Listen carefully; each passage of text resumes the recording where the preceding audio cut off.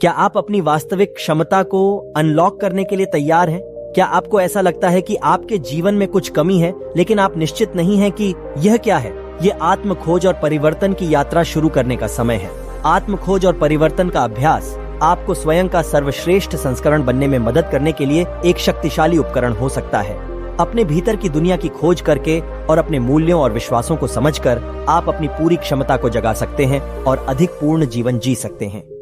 इस यात्रा को शुरू करने के कई तरीके हैं, ध्यान और योग से लेकर चिकित्सा, जर्नलिंग और आत्म प्रतिबिंब जैसी सचेतन प्रथाओं तक। आप जो भी रास्ता चुनते हैं, कुंजी प्रतिबद्ध रहना और परिवर्तन के लिए खुला रहना है। जैसे जैसे आप अपनी क्षमता को जगाना शुरू करते हैं और अपने सच्चे स्व की खोज करते हैं, आप पा सकते हैं कि नए अवसर और अनुभव आपके लिए खुल गए हैं। चाहे वह एक नया करियर बनाना हो, सार्थक रिश्ते विकसित करना हो या बस रोजमर्रा की जिंदगी में अधिक आनंद पाना हो, संभावनाएं अनंत हैं। जीवन में आपकी सफलता न केवल आपकी प्राकृतिक क्षमता पर निर्भर करती है, यह आपके सामने पेश किए गए अवसरों को समझने के आपके दृढ़ संकल्प पर भी निर्भर करता है। जीवन में अवसर सृजन से आते हैं, संयोग से नहीं।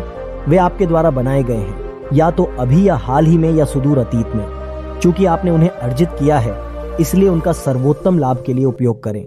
हमेशा उच्चतम और सर्वश्रेष्ठ की आशा करें। आपके विचार अनिवार्य रूप से आपको या तो असफलता की ओर ले जाएंगे या सफलता की ओर, जिसके अनुसार विचार सबसे मजबूत है। इसीलिए आपको अपनी खुद की योजनाओं पर पूरी तरह से विश्वास करना चाहिए, उन्हें पूरा करने के लिए अपनी प्रतिभा का उपयोग करना चाहिए और ग्रहणशील होना चाहिए, ताकि परमेश्वर आपके माध्यम से काम कर सके। आप आदतन जिस तरह के विचार मन में लाते हैं, उसी के अनुसार आप हमेशा सफलता या असफलता का प्रदर्शन करते हैं। यदि आपके विचार की प्रवृत्ति सामान्य रूप से नकारात्मक है, तो एक सामयिक सकारात्मक विचार कंपन को सफलता में बदलने के लिए पर्याप्त नहीं है। आशा अंधेरे रास्ते पर शाश्वत प्रकाश है, जिसके माध्यम से आत्मा को ईश्वर तक पहुंचने के लिए अवतारों की यात्रा करनी चाहिए। मनुष्य कुछ समय के लिए आशा और प्रयास करता है, लेकिन यदि वह 1 दर्जन बार असफल होता है, तो वह आशा करना छोड़ देता है और निराश हो जाता है। आशा को मारना और निराश होना, मर्यादा का पशु का मुखौटा धारण करना और अपनी सर्वशक्तिमत्ता की दिव्य पहचान को छिपाना है। इसके बजाय हमेशा उच्चतम और सर्वश्रेष्ठ की आशा करें, क्योंकि परमेश्वर की संतान के रूप में आपके लिए कुछ भी अच्छा नहीं है। आत्मा के सहज ज्ञान से आशा का जन्म होता है कि अंततः हम अपने भीतर ईश्वर की भूली हुई छवि को याद करेंगे। अति संवेदनशीलता और आत्मदया को दूर करें। हर बार अति संवेदनशीलता आपके दिल में आती है, यह आपको शांति के दिव्य गीत से अलग कर देती है, जो अन्यथा आपके भीतर बच सकता है। जब भी अति संवेदनशीलता आए, उसकी जिम्मेदारी स्वयं लें। अपनी भावनाओं पर काबू पाने की कोशिश करें और दूसरों को दोष न दें। अगर अति संवेदनशीलता की आग आपके दिल में खा जाती है और आप उसे वहीं रहने देते हैं, तो वह आपकी शांति के तंतुओं को खा जाएगी। आपको इसे नियंत्रित करने में सक्षम होना चाहिए, यह जानते हुए कि अति संवेदनशीलता शैतान का एक एजेंट है, जो आपकी शांति को नष्ट करने की कोशिश कर रहा है। इसी तरह यदि आप किसी भी तरह से वंचित पैदा हुए हैं, तो आपको आत्मदया में लौटने के प्रलोभन का जमकर विरोध करना चाहिए। अपने लिए खेद महसूस करना सफल होने के लिए अपनी आंतरिक शक्ति को कम करना है। इसके बजाय पुष्टि करें, कोई बाधा नहीं है, केवल अवसर हैं। बहुत से लोग मानते हैं कि उन्हें खुद पर दया करनी चाहिए और यह कि आत्मदया से थोड़ी राहत मिलेगी, लेकिन आत्मदया अफीम की तरह एक लत है। हर बार जब कोई अफीम का व्यसनी दवा लेता है, तो वह आदत में अधिक से अधिक डूब जाता है। आत्मदया के विरुद्ध फौलाद की तरह दृढ़ रहो। किसी पर दोष मत लगाओ, खुद पर भी नहीं। दोष और आरोप जो किया गया है, उसे मिटा नहीं देंगे। क्या है और इसके बारे में क्या किया जाना चाहिए, इसके साथ खुद को समेट लें। आप हर कर्म को नया रूप दे सकते हैं, बशर्ते कि आज से आप आत्म चेतना से जिएं। कभी भी सीमा के विचारों का मनोरंजन न करें। आप अपने परीक्षणों से अधिक मजबूत हैं। यदि आप अभी इसे महसूस नहीं करते हैं, तो आपको अंततः इसे महसूस करना ही होगा। भगवान ने आपको इच्छा शक्ति, एकाग्रता, कारण और सामान्य ज्ञान दिया है, ताकि आप अपनी मदद कर सकें। जब आप ईश्वरीय सहायता चाहते हैं, तो आपको उन सभी का उपयोग करना चाहिए। पूरी तरह से अहंकार पर भरोसा न करें और इस तरह खुद को दिव्य स्रोत से अलग कर लें। कभी भी अपने मन को बीमारी या सीमा के विचारों का मनोरंजन करने की अनुमति न दें और आप देखेंगे कि आपका शरीर बेहतर के लिए बदल रहा है। मन ही वह शक्ति है जो आपके शरीर का निर्माण कर रही है, और यदि आपका मन कमजोर है तो शरीर कमजोर हो जाता है। किसी बात का शोक या चिंता न करें। यदि आप अपने मन को मजबूत करते हैं तो आपको शारीरिक पीड़ा महसूस नहीं होगी। चाहे कुछ भी हो जाए, आपको अपने दिमाग में बिल्कुल फ्री होना चाहिए। आपके पास पहले से मौजूद शक्ति का रचनात्मक उपयोग करें और अधिक आएगा। निष्क्रियता और अहंकार का त्याग करें। निष्क्रियता और अहंकार दोनों से बचना आवश्यक है। निष्क्रिय लोग चाहते हैं कि भगवान सभी काम करें, और अहंकारी अपनी सारी सफलता का श्रेय खुद को देते हैं। निष्क्रिय लोग बुद्धि के रूप में ईश्वर की शक्ति का उपयोग नहीं करते हैं। अहंकारी ईश्वर प्रदत्त बुद्धि का उपयोग करते हुए भी ईश्वर से मार्गदर्शन मांगना भूल जाते हैं कि बुद्धि का उपयोग कैसे किया जाना चाहिए। यह देखकर मुझे दुख होता है कि अहंकारी सच्चे बुद्धिमान प्रयास करने के बाद असफल हो जाते हैं। असफलता का एक अन्य कारण यह है कि आप अपनी बुरी आदतों का मुकाबला करने के लिए आवश्यक इच्छा शक्ति के सामने नहीं तौलते। असाधारण प्रतिभा उतनी आवश्यक नहीं है जितनी अडिग उद्देश्य और अमोघ प्रयास। जब आप कुछ ऐसा करने का निर्णय लेते हैं जो आप जानते हैं कि सही है, तो किसी भी कीमत पर इसे पूरा करें। यह आपकी बुद्धि निर्देशित इच्छा शक्ति को आपकी बुरी आदतों पर अधिक शक्ति प्रदान करेगा। पिछले साल की भौतिक विफलता, नैतिक कमजोरियों और आध्यात्मिक उदासीनता को आत्मसंयम का अभ्यास करने, और जब तक आप वास्तव में भगवान से संपर्क नहीं करते हैं तब तक अधिक गहराई से ध्यान लगाने के लिए अपनी इच्छा का उपयोग करके त्याग दें। अपनी खुद की लेकिन ईश्वर प्रदत्त शक्ति का उपयोग करें। सच्चे शब्दों या प्रतिज्ञानों को समझकर भावपूर्वक और स्वेच्छा से दोहराया जाना निश्चित रूप से सर्वव्यापी ब्रह्मांडीय स्पंदनात्मक शक्ति को स्थानांतरित करेगा और आपकी कठिनाई में आपकी सहायता करेगा। सभी संदेहों को दूर करते हुए असीम विश्वास के साथ उस शक्ति का आवाहन करो। प्रतिज्ञान या प्रार्थना के दौरान हमेशा महसूस करें कि आप अपनी खुद की लेकिन ईश्वर प्रदत्त शक्ति का उपयोग खुद को या दूसरों को ठीक करने के लिए कर रहे हैं। हमेशा विश्वास करें कि भगवान के प्यारे बच्चे के रूप में आप उस इच्छा और तर्क का उपयोग कर रहे हैं जो उसने आपको दिया है।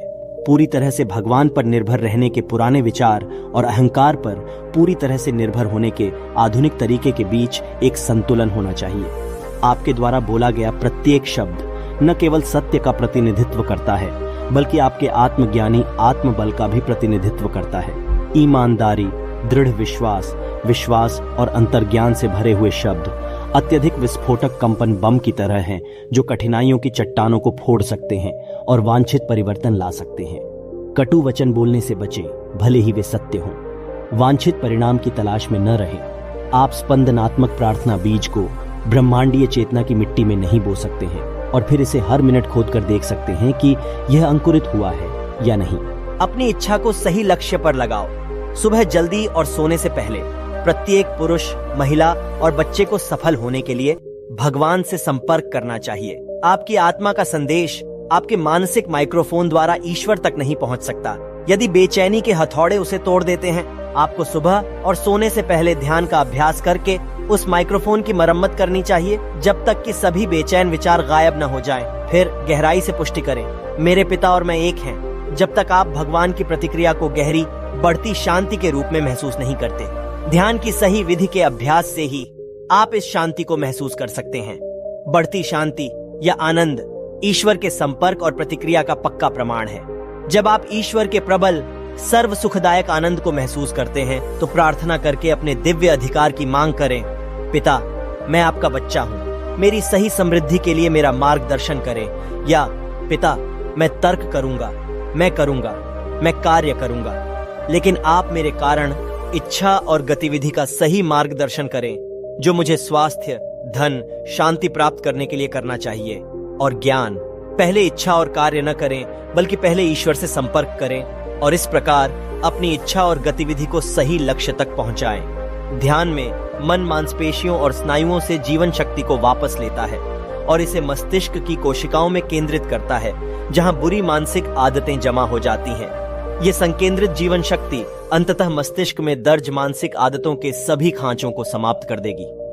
भगवान से अपनी प्रार्थना को लगातार प्रसारित करें। जिस प्रकार किसी को माइक्रोफोन से बुलाकर भाग जाने से उत्तर प्राप्त नहीं हो सकता, उसी प्रकार एक बार प्रार्थना करके भागना नहीं चाहिए, अपितु अपने शांत मानसिक माइक्रोफोन द्वारा अपनी प्रार्थना को निरंतर ईश्वर तक पहुंचाना चाहिए। अधिकांश लोग बेचैनी से प्रार्थना करते हैं, वे प्रतिक्रिया प्राप्त करने के लिए दृढ़ संकल्पित होकर प्रार्थना नहीं करते हैं।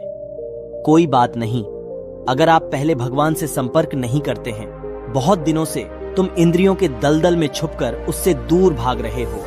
भौतिक दुनिया में आपके अपने उपद्रवी जुनून और आपके भारी कदमों की उड़ान ने आपको भीतर की पुकार सुनने में असमर्थ बना दिया है।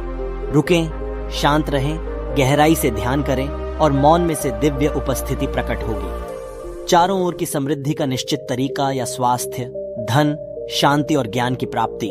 अपने शांत मानसिक माइक्रोफोन के माध्यम से भगवान को अपना संदेश लगातार प्रसारित करके अपने खोए हुए दिव्य जन्म सिद्ध अधिकार को पुनः प्राप्त करने में निहित है, जब तक कि आप बढ़े हुए माध्यम से उनका उत्तर प्राप्त नहीं कर लेते। ध्यान का आनंद। ध्यान की सही विधि ही सर्वांगीण स्वतंत्रता और स्थायी सफलता का एकमात्र तरीका है। आपको सचेत रूप से भगवान से संपर्क करना चाहिए। उसे पाकर आप अपने आप पर और सभी सीमित स्थितियों पर प्रभुत्व प्राप्त कर लेंगे। ब्रह्मांडीय शक्ति के साथ खुद को अभ्यस्त करें। जो व्यक्ति भक्ति, प्रेम, सही ध्यान और आत्मा का आह्वान करता है, उससे भगवान कभी नहीं छिप सकते। आत्मा की पुकार को सुनने में परमेश्वर कभी असफल नहीं होता, परंतु वह हमेशा उस तरह से प्रतिक्रिया नहीं करता जैसा हम अपेक्षा करते हैं। जब नित्य नवीन, निरंतर बढ़ता हुआ आनंद आपके मौन को भर दे, तो जान लें कि आपने ईश्वर से संपर्क कर लिया है और वह आपकी आत्मा के माध्यम से आपको उत्तर दे रहा है। ब्रह्मांडीय शक्ति के साथ खुद को अभ्यस्त करें, तब आप अनंत प्रज्ञा के संपर्क में होंगे, जो आपका मार्गदर्शन कर सकती है और सभी समस्याओं का समाधान कर सकती है। आपके होने के गतिशील स्रोत से शक्ति आपके माध्यम से प्रवाहित होगी, ताकि आप व्यवसाय की दुनिया, विचार की दुनिया या ज्ञान की दुनिया में रचनात्मक हो सकें। बधाई हो! आत्मखोज और परिवर्तन की इस यात्रा को शुरू करके आपने एक अधिक पूर्ण जीवन जीने की दिशा में पहला कदम उठाया है। याद रखें, आत्मखोज एक सतत प्रक्रिया है। अपने भीतर की दुनिया की खोज करते रहें, अपने मूल्यों और विश्वासों को समझें और खुद को बढ़ने के लिए चुनौती दें। जैसे जैसे आप अपनी क्षमता को जगाना जारी रखते हैं, आपके जीवन की संभावनाएं अनंत होती जाती हैं। इसलिए अपने आप को आगे बढ़ाते रहें, अपने विकास के लिए प्रतिबद्ध रहें और यात्रा का आनंद लें। आत्मखोज और परिवर्तन की इस यात्रा में हमारे साथ जुड़ने के लिए धन्यवाद। आप अपने जीवन को पूरी तरह से जीना जारी रखें और आपकी क्षमता सूर्योदय की तरह उज्जवल हो।